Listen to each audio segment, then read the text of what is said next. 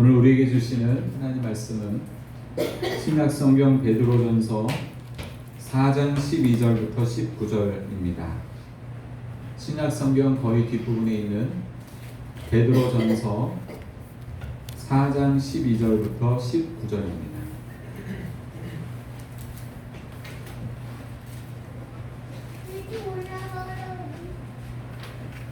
우리 한 목소리로 베드로전서 4장 12절부터 19절 말씀을 같이 읽으시겠습니다.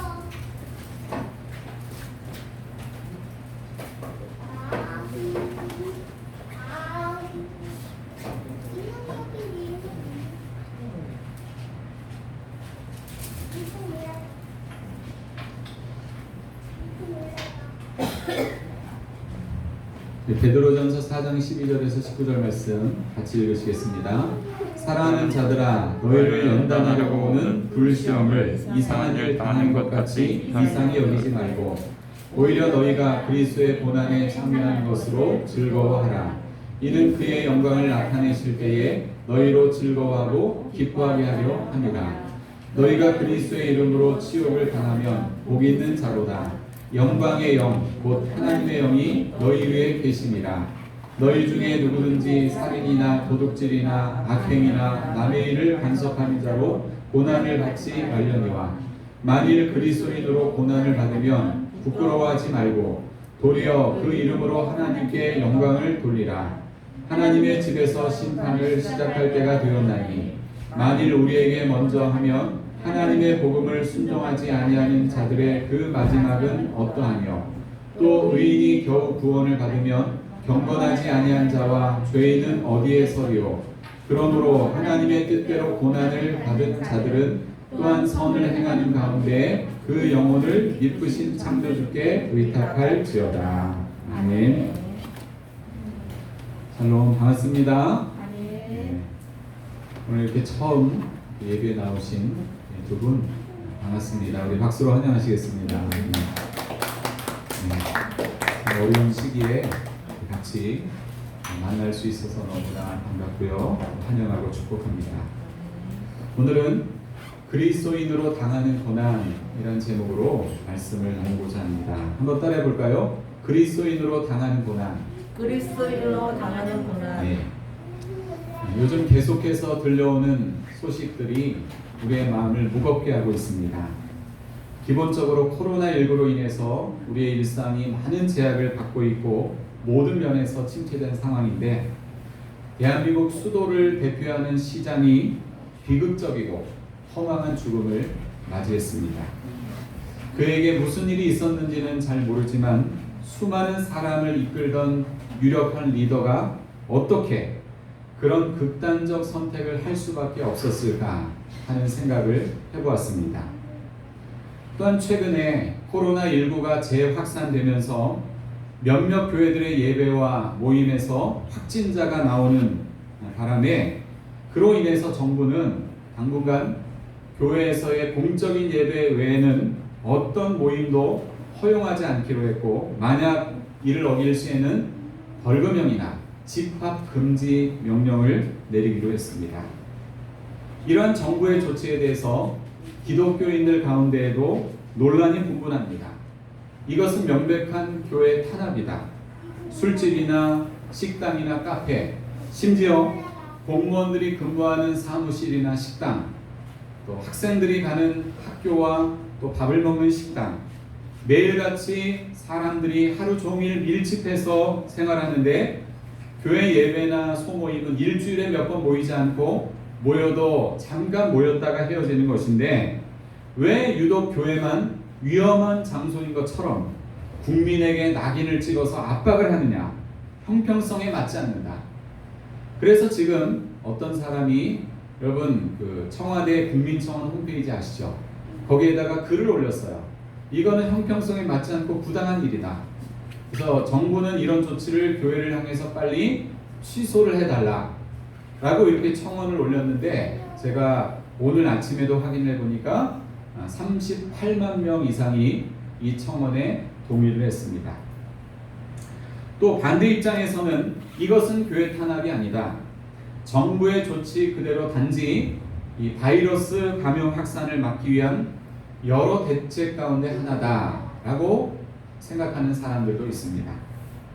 그리고 제가 이 기도 제목을 통해서도 말씀드렸지만 최근에 정의당 의원을 중심으로 차별금지법이 국회에서 발의가 되었는데 여기에 대해서도 논란이 많습니다. 성경은 동성애를 명백한 죄라고 말씀하는데 이 법이 통과되면 동성애 금지 설교도 교회에서 할 수 없고 교회가 탄압을 받을 것이다 라고 하는 견해가 지배적인 견해고요.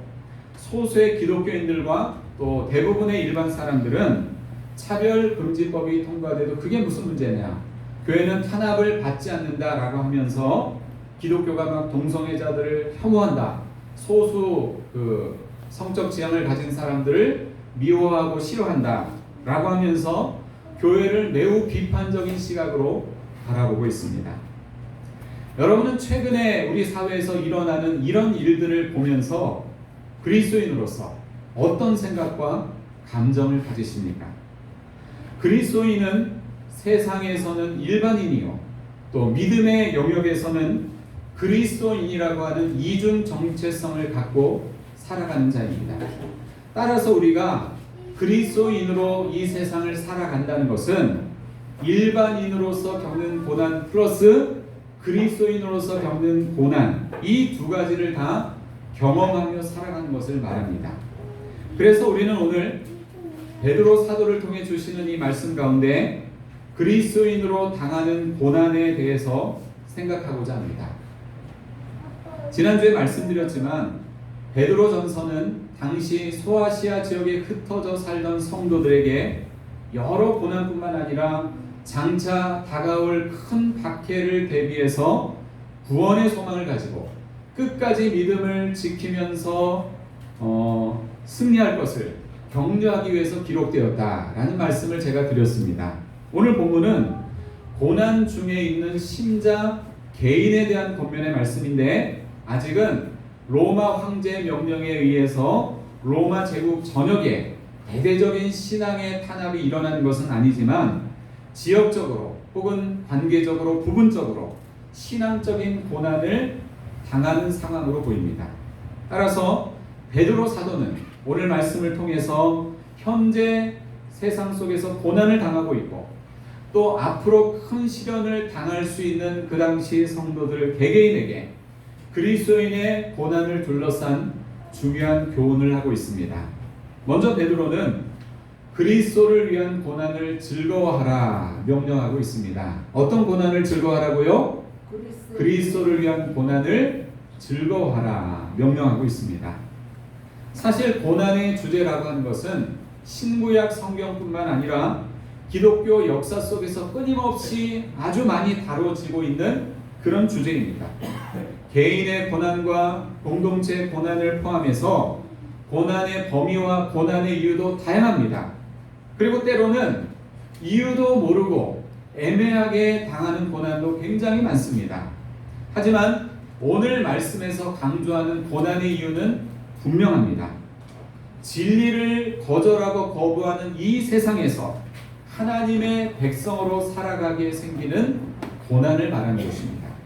자, 본문의 12절과 13절 말씀을 우리 다시 한번 읽어보시겠습니다. 12절, 13절 시작.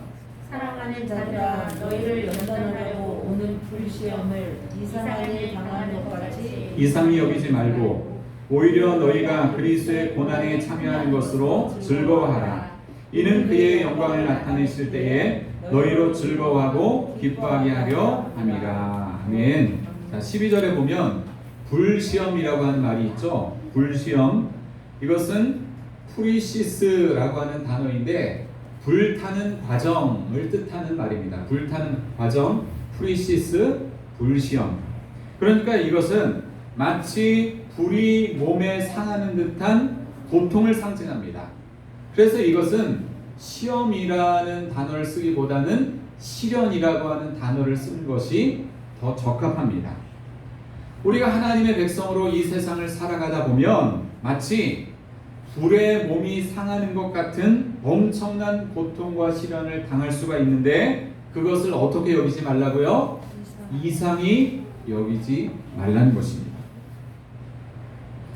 과거의 한국 교회가 이 기독교가 폭발적으로 성장하고 또 기복주의적인 신앙이 유행을 하면서 신자들 사이에는 예수님을 잘 믿으면 복받는다라고 하는 인식이 공식처럼 박혀 있었습니다. 그래서 신앙생활 잘하면 무조건 만사형통한다는 생각을 가졌는데, 여러분 그것은 제가 다시 말씀드리지만 올바른 성경의 가르침이 아닙니다. 우리의 바람과 소원일 뿐이지 성경이 말씀하는 가르침은 아닙니다. 예수 잘 믿으면 물론 잘 되는 면도 있지만 모든 일이 다 만사형통한 것은 아닙니다. 예수님을 믿지만 여전히 어려움이 생길 수 있고, 예수님을 믿지만 여전히 고통과 시련을 당할 수 있습니다. 그러나 중요한 것은 그리스도인으로서 겪는 그 고통과 시련이 우리를 연단하고, 그 연단은 반드시 우리를 영적으로 유익하게 한다는 것입니다.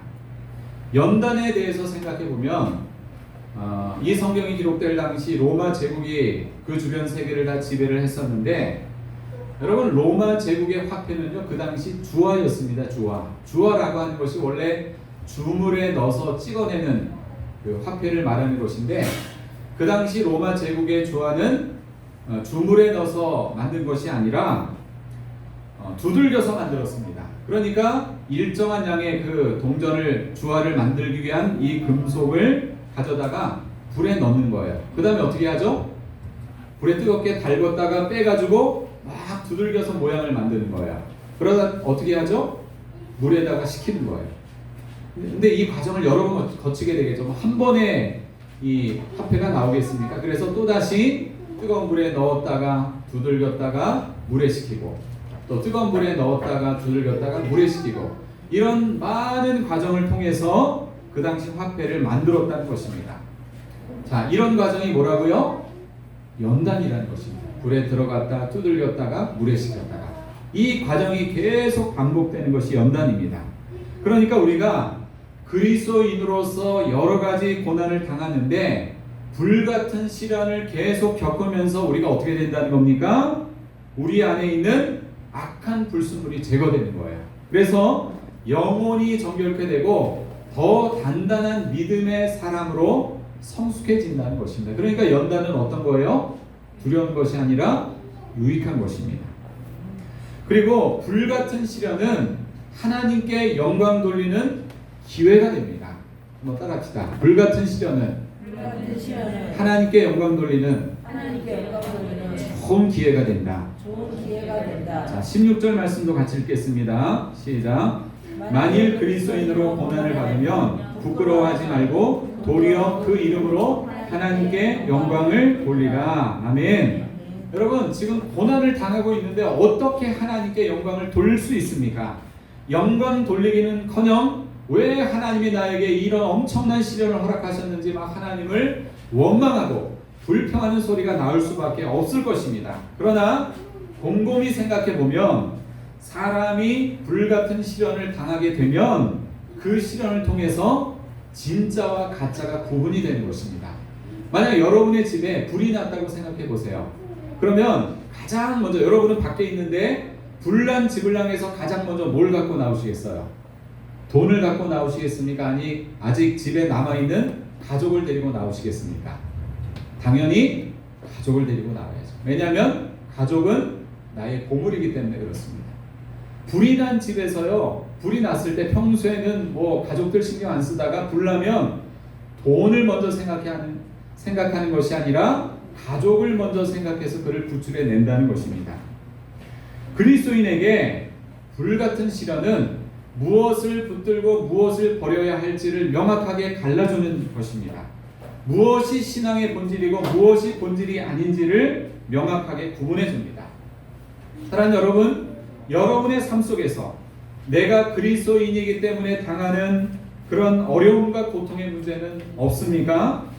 고난받는 것을 부끄러워하지 마시고 오히려 고난을 하나님께 영광 돌리는 기회로 삼으시기를 축원합니다. 아멘. 일본의 유명한 기독교 여성 작가 가운데 미우라 아야코라고 하는 사람이 있습니다. 들어보셨죠? 책 중에 이제 가장 유명한 책이 빙점이라고 하는 책인데, 이 미우라 아야코는요 태어날 때부터 탯줄이 목에 감겨가지고 태어났어요. 그래서 가사 상태에서 태어났고 그 이후에 수십 년간 폐결핵을 앓았습니다. 그 다음에 저도 처음 들어봤는데 척추 카리에스 뭐 이런 병도 있었어요. 그 다음에 직장암, 이런 질병에 계속 시달리면서 고통받는 인생을 살았습니다. 예수님을 믿는데 여러 가지 중한 질병으로 날마다 신음하며 고통하는 생활을 하니까 주변에 믿지 않는 사람들이 미우라 아야코를 조롱을 한 거예요. 야, 너는 어떻게 하나님을 믿는데 그렇게 날마다 중한 병에 신음하며 고통을 당하니, 그렇게 시달리니? 하면서 그녀를 괴롭게 한 거예요. 그런데 그렇게 주변 사람들이 하나님을 믿고 있는데 고통을 당하는 자신을 향해서 조롱하는 것에 대해서 마음 아파하고 괴로워하고 있는데, 어느 날 질병의 고통 속에서 미우라 아야코가 하나님의 놀라운 은혜와 평화를 체험하게 된 거예요.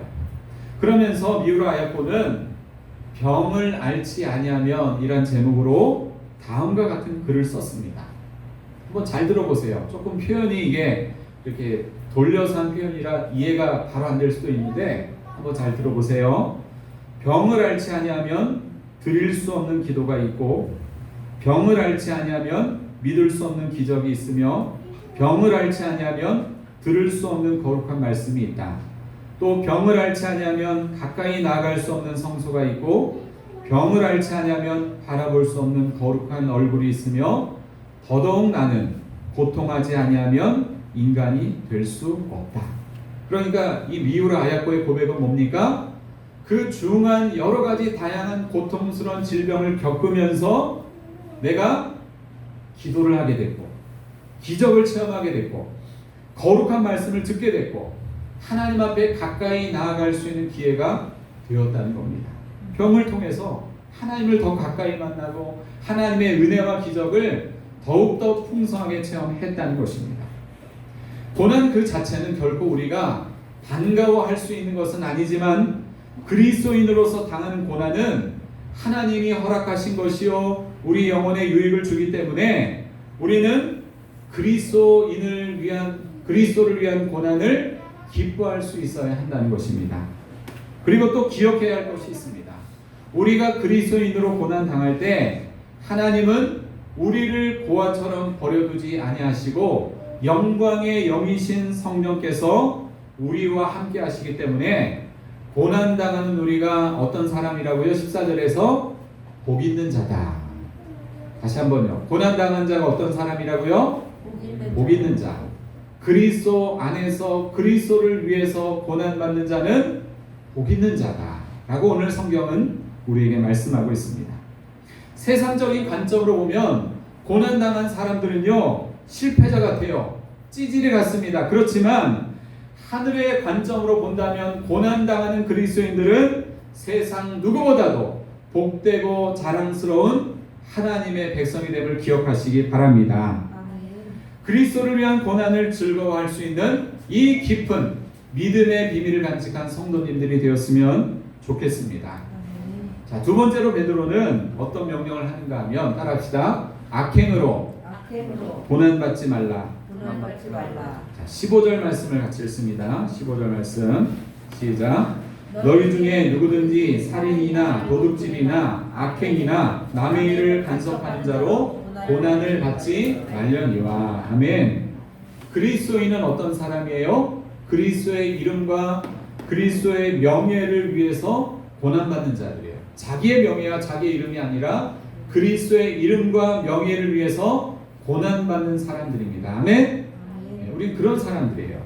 따라서 여기 보면 좀 무시무시한 말이 나오죠. 살인이나 도둑질이나 악행이나 남의 일을 간섭하는 자로 고난을 받으면 안 된다. 어떤 그 행실을 말하는 거예요. 특별히 여기서 남의 간섭을 받는 자, 남의 일을 간섭하는 자라고 하는 것은 단순히 남의 일에 간섭하는 것을 넘어서서 남의 것을 탐내거나 가로챈으로 인해서 타인에게 정신적으로 물질적으로 피해를 주는 사람을 말하는 것입니다. 그러니까 그리스도인은 사회 윤리적으로도 흠잡히지 않는 사람이 되어야지만 하나님께 영광을 돌릴 수 있지, 뭐 신앙적인 고난은 어떻게든지 잘 극복을 했는데 개인의 생활 속에서 악행을 저지른다면 그것은 부끄러운 일이요 하나님의 영광을 가리는 일이 된다는 것입니다.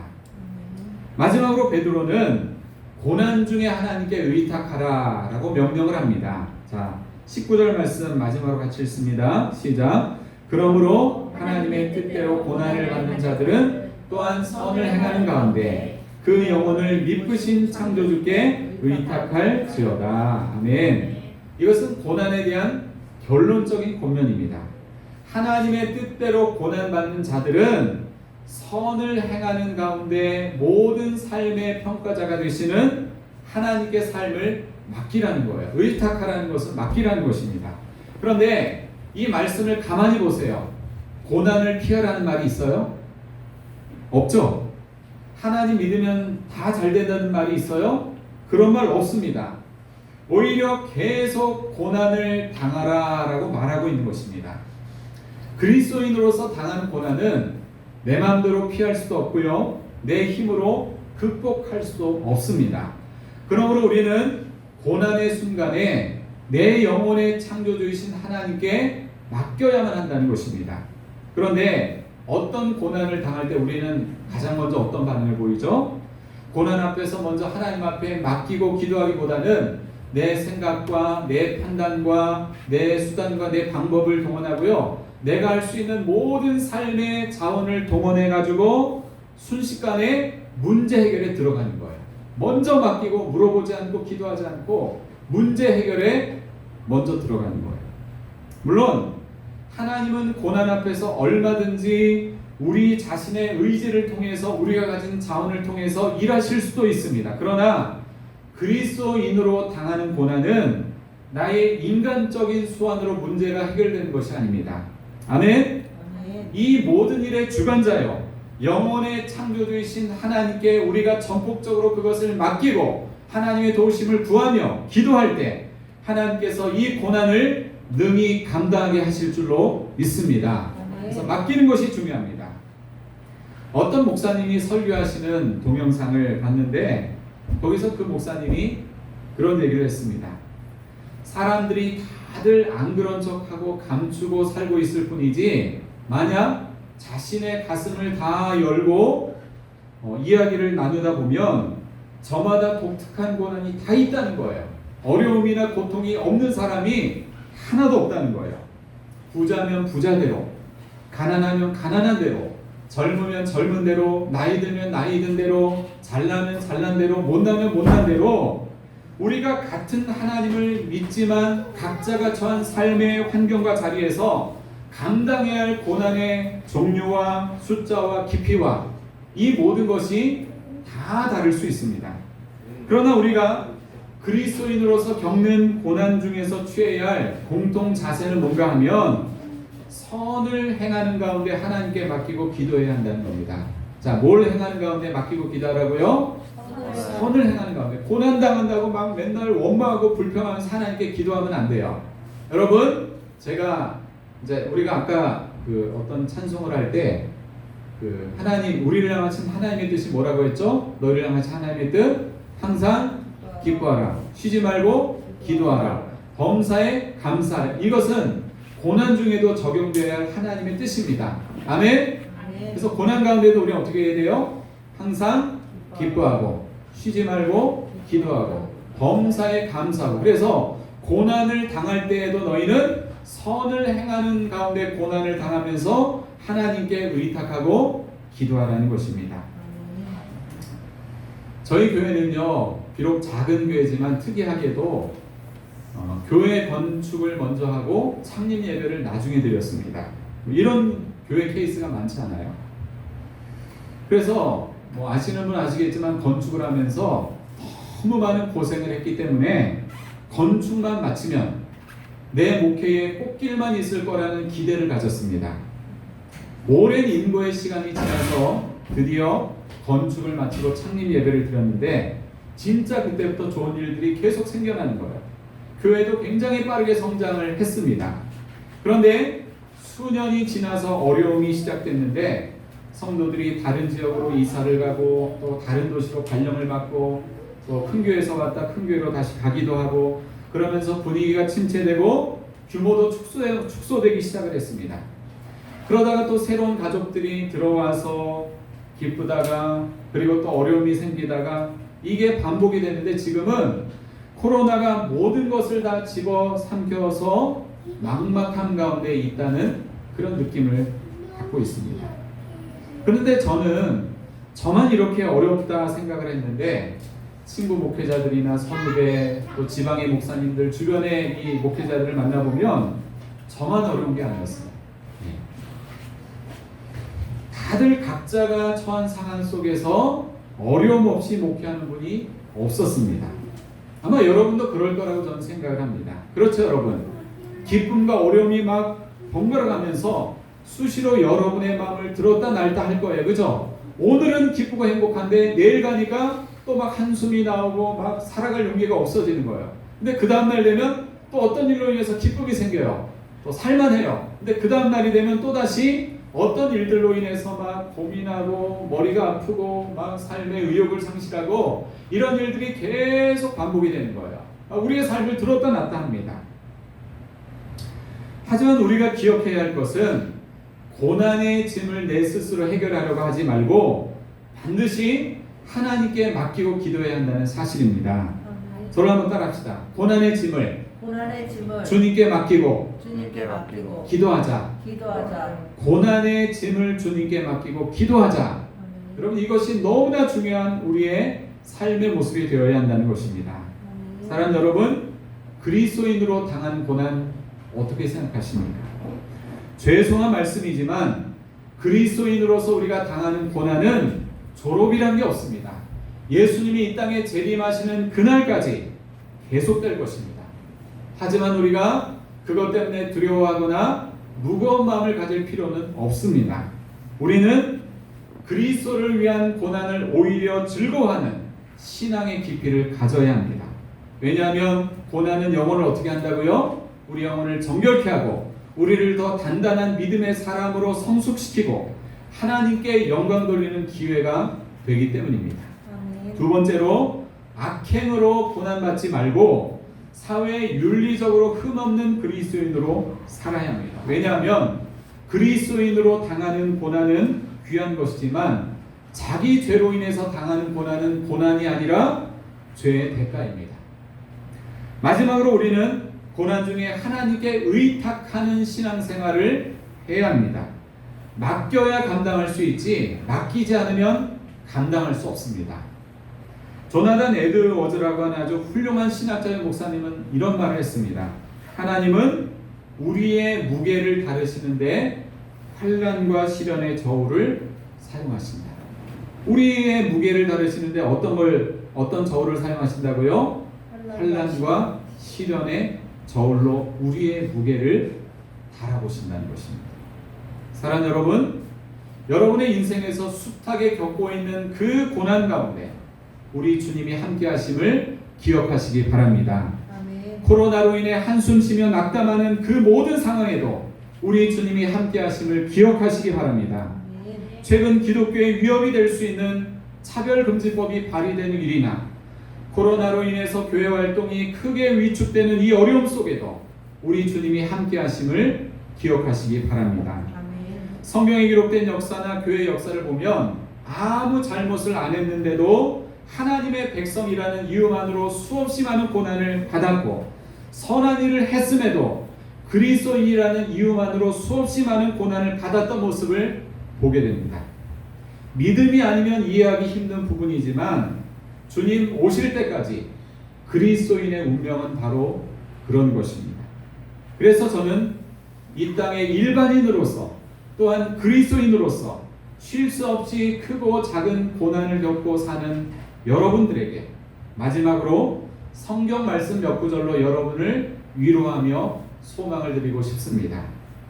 베드로전서 2장 19절 부당하게 고난을 받아도 하나님을 생각함으로 슬픔을 참으면 이는 아름다우나 사도행전 14장 22절 제자들의 마음을 굳게 하여 이 믿음에 머물러 있으라 권하고 또 우리가 하나님의 나라에 들어가려면 많은 환난을 겪어야 할 것이라 하고, 마태복음 5장 11절 12절 나로 말미암아 너희를 욕하고 박해하고 거짓으로 너희를 거슬러 모든 악한 말을 할 때에는 너희에게 복이 있나니 기뻐하고 즐거워하라.